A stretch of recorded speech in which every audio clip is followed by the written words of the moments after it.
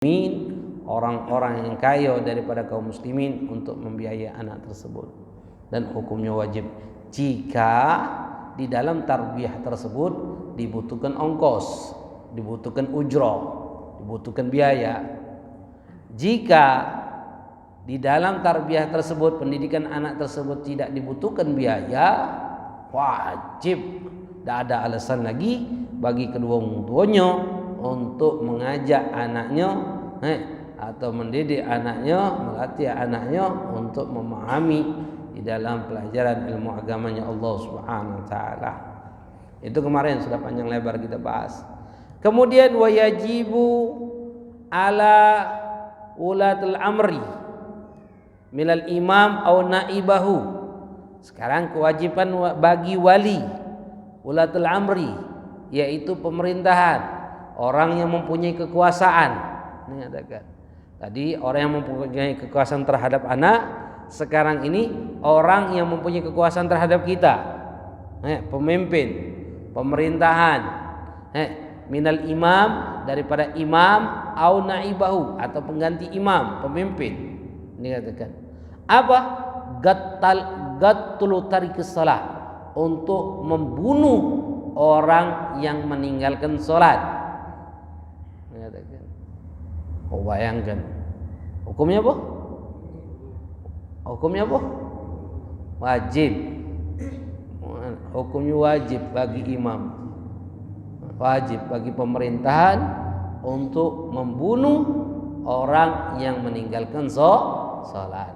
Nah, artinya ada konteks di sini, wajib di sini jika imam tersebut, pemerintahan itu menegakkan hukum syariat Islam. Ini katakan dalam konteks jika ditegakkan hukum syariat Islam. Jadi dia punya beban, punya kewajiban untuk menegakkan hukum tersebut. Ini katakan. Tapi dengan syarat. Ini katakan. Tarikus syartu min syurutiha, baik dia meninggalkan salat atau meninggalkan salah satu syarat sahnya salat. Artinya dia salat tapi tidak wudu. Wajib untuk dibunuh. Al-jamu alaih, al-majma' alaih, yang sepakat ulama mengatakan hukumnya wajib. Seperti wudu, salat wajib, sepakat ulama mengatakan kalau nak salat harus wudu, mengatakan. Au rukun min mar'akaniha kadzalik, atau meninggalkan salah satu rukunnya. Dikatakan. Wa dakhala fihal jum'ah fi mahli ijma' 'alaiha. Begitu juga Jumat, di tempat yang sepakat ulama diwajibkan untuk melakukan Jumat di tempat tersebut. Di tempat yang diwajibkan ulama sepakat untuk melakukan Jumat. Kenapa? Karena dalam hukum syariat ilmu fikih tidak setiap tempat itu wajib untuk melakukan Jumat. Bahkan ada sebagian tempat dilarang untuk melakukan Jumat. Kalau kita tidak di mana be Jumatan. Karena kita pikir Jumat itu di mana be dalam hukum, padahal tidak seperti itu. Jumat itu ada batas-batas syarat sahnya. Di antaranya tidak boleh ta'addudul Jum'ah. Kalau di sini Jumatan, dan sana tidak boleh melakukan Jumatan. Yang berdekatan. Kalau sekarang ini di mana be, sini jadi, situ jadi, Sulawesi itu jadi. Ini kan berdekatan kalau masjid-masjidnya. Ini katakan. Dan mereka tidak memahami hukum tersebut. Yang penting bangun masjid, yang penting lakukan Jumatan, yang penting sholat Jumat, yang penting dapat celengan banyak duitnya, itu yang dipikirkan. Ini katakan. Tanpa mengerti hukum untuk bisa menegakkan sholat Jumat itu dewe. Ini katakan ulama. Dengan syarat dibunuh ini apa? Jika dia meninggalkan kaslan, illam yatub. Ini katakan. Kaslan, malas. Jika dia tidak bertaubat kepada Allah.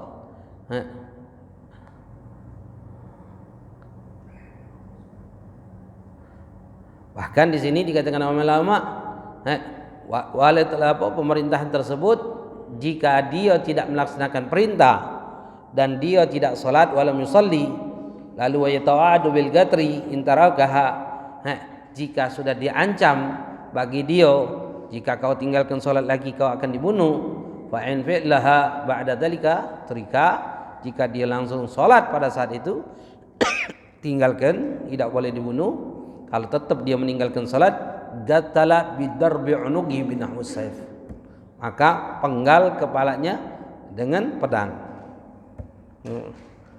Wala yaqtal bil fa'itah ila in tawa'ada ala tarika qablu, tak boleh meninggalkan yang sudah dia tinggalkan qadha. Misal kemarin dia meninggalkan sholat, hari ini ketahuan ternyata kemarin dia meninggalkan sholat, dibunuh tak? Tidak boleh dibunuh. Kenapa? Karena itu jatuhnya qadhaan sudah. Yang dibunuh itu saat ini. Jika dia meninggalkan sholat, yang sholat itu bisa dijamak, maka hukumnya bagi dia untuk dibunuh. Misal contoh, jika dia meninggalkan sholat zuhur, masuk waktu asar, ditangkap oleh pemerintah, diancam, diperintahkan untuk sholat, diancam, jika kau meninggalkan sholat sampai waktu masuk maghrib, kau bakal dibunuh. Jika dia lakukan sholat pada saat itu, lepaskan, walaupun dia sholat asar tidak sholat zuhur. Tapi jika dia meninggalkan sholat sampai dengan waktu maghrib, bunuh dengan cara dipenggal kepalanya. Masya Allah. Wa idza qala salaitu qabla minhu wa kana jalisan indana wa lam nushahid dzalika minhu fala yuqtal ihtimal annahu tara udhrun jawazallahu shalah bil ima. Jika dia mengatakan aku sudah salat, aku sudah salat, padahal dia duduk dengan kita di sinilah, maka kata ulama lepaskan, tidak boleh dibunuh karena ada kemungkinan dia salatnya dalam keadaan duduk uzur. Ini katakan, karena duduk boleh dalam hukum syariat untuk salat, atau dia salat dengan cara ima, memberikan isyarat. Ini katakan, beda kalau dia mengatakan sudah aku salat di mana, di haram sana, di Mekah sana, padahal dia orang Palembang. Ini katakan, maka kata ulama la yuqbal minhu, ditolak perkataan tersebut, li'annahu min khawarigil adat, la yu'tad biha syar'an, karena itu suatu hal yang di luar kebiasaan, adat kebiasaan, dan itu tidak dianggap di dalam hukum syariat kata ulama. Wala yuqtal illa idza kharaja shalah an jami waqtiha, makanya kata ulama tidak boleh bagi kita untuk membunuhnya jika dia meninggalkan sampai dengan waktu yang dijamak. Makanya yuqtalu bitarki dhuhr hatta taghrub syams, dibunuh itu kapan? Jika dia meninggalkan zuhur sampai dengan tenggelam matahari. Nyatakan. Kemudian yutrakul maghrib hatta yatla'al fajar, meninggalkan salat maghrib sampai terbit fajar subuh. Nyatakan. Baru dihukumi hukum syariat. Nyatakan. Makanya dalam hukum syariat ini kata ulama, jika ada orang yang meninggalkan salat, hukumnya adalah haddan, penggal. Jadi kalau kita tahu pandangan agama, pandangan syariat kita tentang masalah salat ini luar biasa. Bayangkan saja. Yang pertama, pandangan syariat ini, salat ini dijadikan rukun Islam. Rukun kedua setelah rukun Islam, syahadah an la ilaha illallah. Pandangan syariat terhadap salat ini yang pertama. Yang kedua, perintah salat ini diwajibkan bagi walinya untuk memerintahkan anak itu ketika umur 7 tahun. Bayangkan, hukumnya fardu kifayah bukan fardu ain. Kalau fardu ain itu lebih mudah, lebih mudah dibandingkan hukumnya fardu kifayah, dan hukumnya lebih sulit. Kalau fardu ain bagi wong tuanya yang lain lepas tanggung jawab. Tapi ini tidak, fardu kifayah, artinya bebannya lebih sulit, bebannya lebih banyak untuk memperhatikan anak itu sholat 5 waktu. Subuh di waktu subuh, zuhur di waktu zuhur, asar di waktu asar, maghrib di waktu maghrib, isya di waktu isya. Jika sudah sampai 9 tahun ke atas, 10 tahun ke atas, wajib salah sikok di antara walinya untuk memukul anak itu. Ini pandangan syariat. Bayangkan, setelah dia diperintahkan sampai perintah tersebut dan hukumnya fardu kifayah, salah sikap memerintahkan, jika dia sudah balik, maka dan walinya sudah menegakkan sesuai hukum syariat tersebut, maka lepas bagi walinya. Kenapa? Jika dia meninggalkan sholat, maka syariat yang mengambil alih. Apa kata syariat? Jika dia meninggalkan salat, apa hukumannya? Haddan, penggal kepalanya. Bunuh dengan cara dipenggal. Bayangkan perintah salat itu. Dalam perintah salat paling sedikit batasan seorang itu untuk salat itu syaratnya al-adlu, berakal. Jika dia masih punya akal, wajib dia salat. Nak kondisi apapun dia. Jika pacak tegak dia wajib tegak, tak pacak tegak duduk, tak pacak duduk tidur miring, tak pacak tidur miring telentang. Wajib dibaca apa yang pacak dibaca, tidak pacak baca dalam hati. Berikan isyarat dengan dengan gerakan-gerakan yang dia bisa lakukan. Tetap wajib solat tersebut. Beda kalau yang lain, puasa tak mampu boleh batal. Haji tak mampu lepas kewajibannya. Zakat tak mampu tak wajib zakat. Tapi kalau salat kemampuan itu batasannya adalah akal. Bayangkan ikhwan. Makanya pandangan syariat bagi orang yang meninggalkan solat itu adalah haddan. Kenapa haddan? Apa sebabnya kata ulama? Di antara hikmahnya kata ulama, karena solat itu imaduddin, kata Rasulullah. Tiang pondasi agama. Wa man agamaha faqad agama din. Jika dia menegakkan solat, berarti dia menegakkan agama. Pondasi agama ini solat. Solatnya seseorang itu menjadi pondasi agama Islam. Wa man tarakaha faqad hadama din. Jika dia meninggalkan solat, dia akan merobohkan agama. Agama ini akan dirobohkan oleh orang seperti itu. Jadi kita semuanya punya beban yang luar biasa untuk menopang agama ini. Siapapun yang mencoba untuk merobohkan agama ini, haddan, penggal kepalanya. Salah satunya orang yang meninggalkan salat. Bayangkan ikhwan. Bayangkan perkara meninggalkan salat, wa amrun azim, perkara yang besar. Milal kabair, dosa besar. Bukan perkara sepele. Artinya, jika ditegakkan hukum syariat, orang yang mabuk dengan orang yang meninggalkan salat, berarti pandangan agama, pandangan syariat mana yang lebih buruk? Orang yang mencuri dengan orang yang meninggalkan salat, mana yang lebih buruk? Meninggalkan salat. Jadi perkara yang luar biasa meninggalkan salat, bukan perkara sepele. Jangan kita anggap remeh di dalam perkara meninggalkan salat tersebut. Masya Allah. Jika dia meninggalkan salat tersebut karena malas, hukumnya haddan wa hukmuhu, dan hukum bagi orang yang meninggalkan karena dalam keadaan malas tersebut hukmuhu muslimun, dihukumi muslim. Artinya apa? Fa yajibu dafnuhu fi maqamir muslimin, wajib dikuburkan di tempat kaum muslimin. Ini katakan. Artinya setelah dipenggal, dibunuh, ini katakan mandikan, solati, mandikan, kafani, solati, kuburkan. Di kuburan kaum muslimin, dan dia adalah sebagai seorang muslim. Jika ditegakkan hukum dunia, maka di akhirat ditegakkan lagi tak oleh Allah? Tidak. Jika dia ridha dengan hukum tersebut, tinggal surga nunggu dia. Mati langsung masuk surga. Mana? Mana mati langsung masuk surga? Siapa yang galak mati langsung masuk surga? Tegakkan hukum syariat. Wah, alhamdulillah tak ditegakkan. Apa dia alhamdulillah? Jangan kita pikir azab dunia itu lebih berat dibandingkan azab akhirat. Bayangkan ini hukuman di dunia bagi orang yang meninggalkan solat. Jika tidak ditegakkan di dunia, pasti Allah akan tegakkan di akhirat. Kalau dia tidak bertobat. Kalau tobat, lepas hukum ini.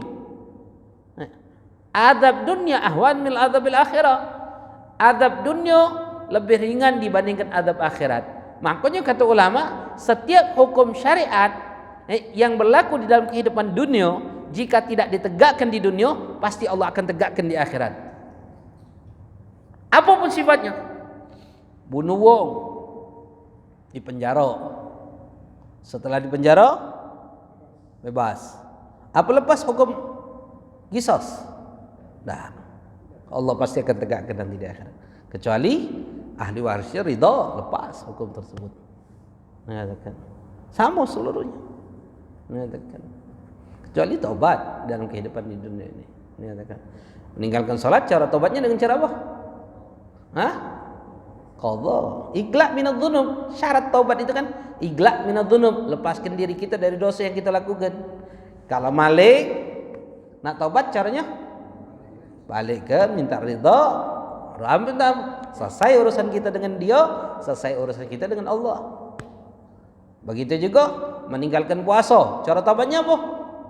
Qadha puasa, lepaskan yang menyebabkan kita dosa. Meninggalkan salat, cara yang harus kita lakukan yaitu qadha salatnya, melepaskan iqla' minadz-dzunub, lepaskan diri kita dari dosa yang kita lakukan. Itu syurut taubat. Ini katakan. Masya-Allah. Naudzubil. Jadi kalau tidak ditegakkan di dunia, pasti Allah tegakkan di akhirat. Kenapa meninggalkan salat? Mana meninggalkan salat? Mana ada meninggalkan salat? Harusnya pantas tak kita mati? Pantas tak kita dipenggal? Dalam syariat ini? Pantas saja. Faham pandangan hukum agama ini. Jadi ya Allah dengan perkara orang yang meninggalkan salat bukan perkara sepele, orang meninggalkan salat itu. Mengatakan. Jika tidak ditegakkan di dunia pasti Allah tegakkan nanti di akhirat. Kemudian kata Rasulullah sallallahu alaihi wasallam, "Shallu khalfa kulli barrin wa fajirin, shallu ala kulli barrin wa fajirin, wa jahidu ma'a kulli barrin wa fajirin." Dikatakan Rasulullah sallallahu alaihi wasallam mengatakan, salatlah kalian di belakang orang yang baik dan orang yang fajir yang suka maksiat. Salatilah bagi kalian orang yang baik dan orang yang suka maksiat, dan berjihadlah bersama orang yang baik dan orang yang suka bermaksiat. Jadi kalau ada ustaz tempat kami imamnya ni galak maksiat, apa maksudnya? Galak bujudi, judi ayam, ngadu ayam. Ini katakan, boleh tak kami solat di belakang dia? Boleh dalam syariat? Boleh. Solatlah kalian kata Rasulullah di belakang wong baik dan wong yang galak maksiat. Tapi hukum wong yang suka maksiat hukumnya makruh kata ulama. Kalau sekarang ini siapa imam yang adil, yang jarang melakukan maksiat? Kan kebalikan adil itu fasik. Adil itu wong yang tak pernah melakukan dosa besar, jarang melakukan dosa kecil, banyaklah ketaatan dia dari dosa kecil itu. Itu adalah adil. Kebalikannya fasik, wong yang galak maksiat mato, di rumah, di TV, jalanan, mengatakan, belum ngomongi wong, belum suudzon, mengatakan sangkaan buruk. Berarti kalau kita nih kategorinya, wong adil apa fasik? Wong yang tidak baik kita nih, mengatakan.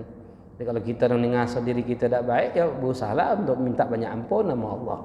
Mengatakan, minta ampun nama Allah setiap dari maksiat yang kita lakukan. Ya Allah ya Rabbi. Kemudian Rasulullah sallallahu alaihi wasallam mengatakan juga, sallu ala man qala la ilaha illallah wa sallu wara'a man qala la ilaha illallah. Salatlah orang yang berkata la ilaha illallah dan salatlah di belakang orang yang mengucapkan kalimat la ilaha illallah. Artinya hukum syariat itu diperbolehkan. Makanya wong meninggalkan salat habis dibunuh, salat tidak salati. Ini katakan tetap salati di hukum muslim. Jika dia meninggalkannya karena malas. Tapi jika seorang itu meninggalkannya dalam keadaan mengingkari kewajiban salat, apa hukumnya? Kufur, murtad, keluar agama Islam. Hukumannya haddan, penggal juga. Ini katakan nama. Wa yajibu ala kulli muslim, dan wajib bagi setiap wong muslim amru ahlihi biha, wajib bagi setiap orang muslim memerintahkan keluarganya dengan solat. Siapa memerintahkan siapa keluarganya di sini? Baik istrinya, baik suaminya, baik bapaknya, baik ibunya, baik mamangnya, bibiannya, ponaannya punya kewajiban untuk memerintahkan salat, wabil khusus anak. Ini katakan mahramnya, ini katakan dengan salat. Sebagaimana Allah katakan wa'mur ahlaka bis shalah. Perintahkanlah keluarga kalian dengan salat. Lalu apa? Wa ghahruhum, dan wajib bagi kita untuk memaksa mereka. untuk melaksanakan solat wajib. Jika dia nak paksa, ini katakan wajib kita paksa. Kemudian wa ta'limuhum arkanaha wa syurutaha wa mubtilatiha, dan wajib bagi kita juga untuk mengajari mereka tentang rukun-rukun solat, tentang syarat sahnya solat, tentang perkara-perkara yang membatalkan solat. Wajib bagi kita ngajari bini kita, ngajari wong tua kita, dulu kita, adik kita, kakak kita, apa hukumnya? Wajib. Wajib, bukan sunnah. Bukan sunnah. Bukan kendaklah situ dia tak faham nak idak. Dulu kita ni, adik kita, kakak kita, ayuk kita, dia tidak faham hukum syariat. Yang kita fikir kita bakal selamat walaupun kita tahu hukum syariat. Karena apa? Ada kewajiban yang diwajibkan oleh Allah kepada kita.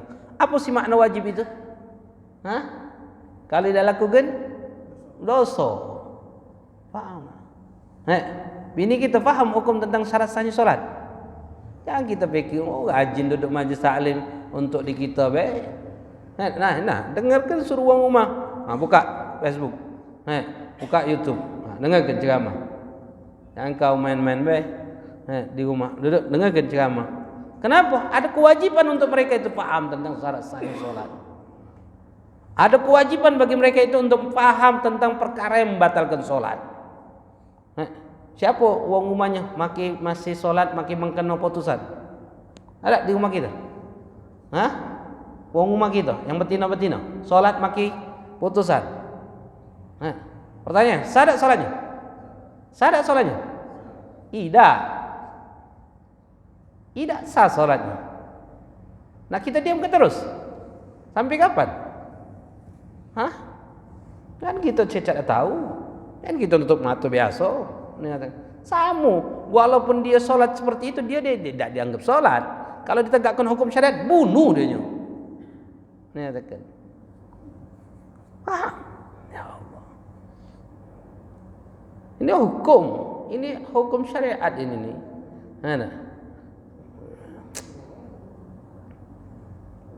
Wa mithlu salatus syair syara'il Islam. Bukan hanya solat yang wajib kita ajarkan kepada mereka orang, tapi seluruh syariat-syariat Islam. Makanya belajar itu wajib. Kita ni sudah alhamdulillah dinjuk oleh Allah kemudahan. Di masjid ini ada majlis taklim rutinan. Berapa kali? Hari apa yang libur? Libur malam 3. Berarti 4 kali ada majlis.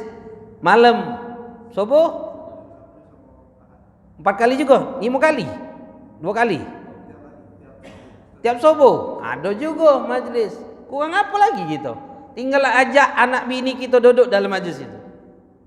Kenapa? Ya belum mati kita nih, kaget. Kalau sudah mati baru tahu ini hukum ini. Kalau belum mati nih, ya kita anggap remeh tentang hukum ini. Ini katakan. Kalau sudah nanti ya Allah. Kalau sudah dikuburkan, baru selesai gitu. Nah apa lagi gitu? Ya Allah. Anak bahkan di rumah, anak galak suruh rumah, suruh belajar, suruh nonton aja. Apa yang anak isi ke ceramah. Terapkan dalam kehidupan sehari-hari. Balik ke rumah kadang dia nanya, boy, dia nanya mana? Wong mana? Kalau setiap anak ngajar, dia galak nonton Facebook atau nonton YouTube, nyatakan. Dia habis belajar sampai anak balik. Boy, apa maksud abu cani? Dia nanya mana? Cani. Kalau tidak paham, tanya mana? Dia nanya. Karena penting, ikhwan. Karena penting. Penting. Bukan hal sepele di dalam tarbiyah untuk mengajarkan mereka itu memahami agamanya Allah itu bukan sepele. Mengatakan kalau kita pacak khususkan anak kita mengeluarkan duit banyak-banyak, juga kita harus siap juga mengeluarkan duit yang banyak untuk supaya mereka ngerti di dalam hukum syariat ini. Dikatakan jangan sampai mereka tidak paham tentang agama ini. Dikatakan berapa banyak betina masalah urusan perempuan, berapa banyak perempuan tidak paham tentang haid, tentang hukum haid, kapan dia haid, kapan dia nifas. Dikatakan bahkan kemarin anak majlis ibu-ibu, kata ibu-ibu itu rata-rata kami nih Ustaz, kalau sudah habis melahirkan itu Walaupun berhenti haidnya tidak berhenti, kami tidak solat dulu sampai 40 hari. Sampai 40 hari baru solat. Padahal kalau sudah suci mandi wajib solat. Kami tidak solat katanya. Tanyalah nah. Yo, keti-keti kata-kata ibu-ibu cek itu kalau. Ya salah. Tidak solat sampai 40 hari habis menahirkan. Kata orang habis 40 hari katanya. Padahal kalau sudah suci daripada nifasnya wajib mandi, wajib solat. Bukan nak nunggu 40 hari. Ya. Siapa yang bertanggung jawab? Kita lakinya. Jangan pikir kakek kita masuk surga. Kita duluan yang akan ditanggung jawab oleh Allah. Makanya ketika kita akad nikah itu aku terima nikahnya, bukan nikahnya seluruhnya dikatakan. Dan wajib juga kullu man gadra alaih. Kullu man gadra alaih min ghairihim, dan wajib juga bagi kita memerintahkan kepada siapapun yang kita mampu untuk memerintahkan kepada mereka orang. Dikatakan. Wajib hukumnya kepada kita. Siapa yang wajib bagi kita untuk kita perintahkan kepada mereka orang melaksanakan segala macam perintah-perintah Allah. Dalam hukum ini kita tidak sanggup. Bukan tidak sanggup, kita acu tak acu. Kita anggap sudahlah, hendaklah situ. Padahal itu beban kita nanti di hadapan Allah. Makanya tetangga, jiran, sahabat, kerabat, itu beban kita tak di hadapan Allah. Beban kita kaki di hadapan Allah Subhanahu wa taala. Ya Allah. Oh itu tanggung jawab ustaz? Tidak. Tanggung jawab kita galanya sebagai umat Islam untuk mengajak mereka menuju jalannya Allah Subhanahu wa taala. Wabil khusus keluarga kita. Sebagaimana perintah Allah, ku anfusakum wa ahlikum nar. Jaga diri kalian dan keluarga kalian dari api neraka. Wallahu a'lam bishawab. Ada yang tanya? Tambah sini. Ada? Silakan. Jadi kalau yang puasa sholat masih dosa, lebih baik tidak sholat dosa, lebih baik puasa terakhir sholat lain mana? Bunuh orang cak itu. Tapi pemerintah yang bunuhnya ya, bukan kita. Jangan kaget balik dari sini ngasah pedang gitu. Bukan kita, ya. Bukan gitu. Makanya jika dia tidak sah, perbaiki salatnya. Perbaiki salatnya. Sebagaimana kemarin tadi satu contoh masalah aurat. Betina itu auratnya dari atas, dari samping, dari bawah. Kalau kita lanang ini aurat kita dari atas dan samping bukan dari bawah. Artinya kalau kita pakai sewet ada ngintip bawah, batal sholat kita? Tidak. Beda betina. Kalau betina itu aurat itu dari atas tidak boleh dijenguk, dari samping tidak boleh kejinguan, dari bawah tidak boleh kejinguan, tidak boleh terbuka. Bukan tidak boleh kejinguan, tidak boleh terbuka. Jika terbuka kejinguan, tidak kejinguan, maka batal. Makanya betina itu kan kalau makin mengkena putusan, ya kan makin mengkena putusan. Ketika dia makin mengkena putusan, ini kan terputus ini, bagian sini nih. Kan sini kan? Nah, ini terbuka. Sedangkan aurat dia dari bawah juga. Jika terbuka aurat ini batal. Katakan salatnya. Makanya mengkena itu harus lurusan. Atau yang putusan, tapi yang putusan itu yang pucuk masukkan. Jangan diluarkan, masukkan ke sewetnya itu. Supaya tidak terbuka dari bawah. Itu di antara caranya. Kalau diluarkan ya sudah cuma dia salat. Tidak sah nantinya. Ada ente ya? Seringkali kita ini saya sering nonton orang sholat di samping kanannya yang kelihatan Aurat. Ya. pendek bajunya. Nah tapi ada suatu saat karena masuk dari luar gitu baca lagi ini ingatnya. Ya. Kalau yang anak pas tinggal sholat pas disuruh sholat lagi. Jadi kalau kita sholat di depan kita nih ada wong terbuka bagian belakangnya, pas sujud itu terbuka kan bagian belakangnya. Wajib tak kita nyok tahu? Wajib kita nyok tahu. Wajib kita nyok tahu mereka tu. Ya tak? Wajib kita nyok tahu. Jadi habis solat kita cepat-cepat solat. Wajib kan apa? Cepat-cepat solat kita wajib. Kita tinggalkan solat untuk nyok tahu dia. Kalau memang kita terlambat 2 rakaat misalnya atau 3 rakaat atau 4 rakaat dia sudah berlari ke mana-mana, kita berusaha untuk cepatkan solat kita. Habis solat cari, kalau sudah tak ganti lagi sudah lepas tanggungjawab kita. Ini katakan.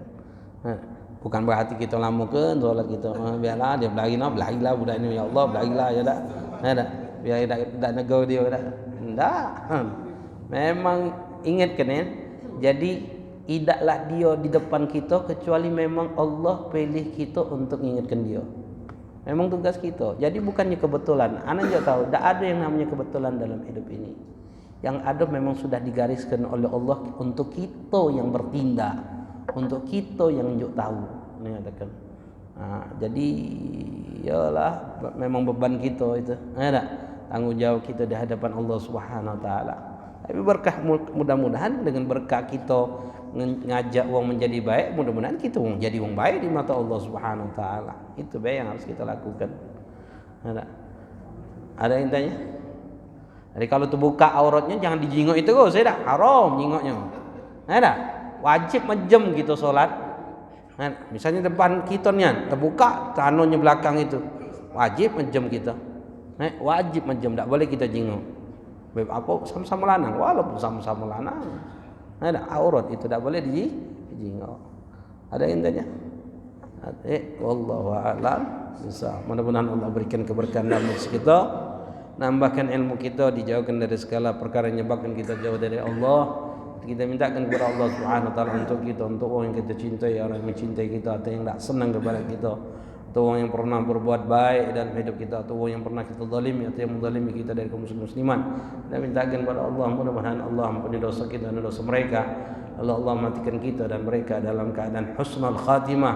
Ya Allah biha, ya Allah biha, ya Allah bihusnul khatimah fi khair wal afiyah. اللهم ارزقنا فهم نبينا اللهم صل شرط الملائكة المقربين اللهم أغننا بعلم زينا بحلم أكرمنا بالتقوى وجملنا بالعافية الرحمن الراحمين وصلى الله على سيدنا محمد النبي وعلى آله وصحبه وسلم الحمد لله رب العالمين سبحانك اللهم وبحمدك أشهد أن لا إله إلا أنت أستغفرك هذا ما أقول لكم ولكم منكم السلام عليكم ورحمة الله تعالى وبركاته.